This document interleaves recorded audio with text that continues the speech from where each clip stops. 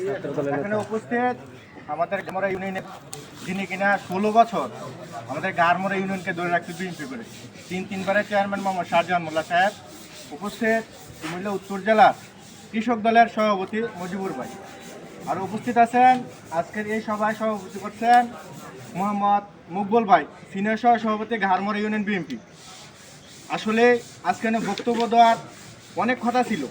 আমাদের গারমোড়া ইউনিয়ন এই মাঠে 2018 সালে মোশাররফ স্যার নির্বাচনী প্রচারণ করতে আসেন। 18 সালে প্রথম মামলা এই হোমনা উপজেলার মধ্যে গারমোড়া ইউনিয়ন হয়। তখনকার মামলার বিষয় থেকে আমাদের মারা গেছেন, আল্লাহ ব্যাজ জেল করুক, মোহাম্মদ একেএম ফজলুল মোল্লা সাহেব, উনি এবং শাহজাহান মোল্লা সাহেব সে 18 সনের মামলার প্রতিটি আসামির 32 জন আসামিকে দীর্ঘ 5 বছর, 38 জন আসামিকে দীর্ঘ 5 বছর কুমিল্লা গাড়ি ভাড়া সহ পুরো মামলা মকদ্দমা সব কিছু শেষ করে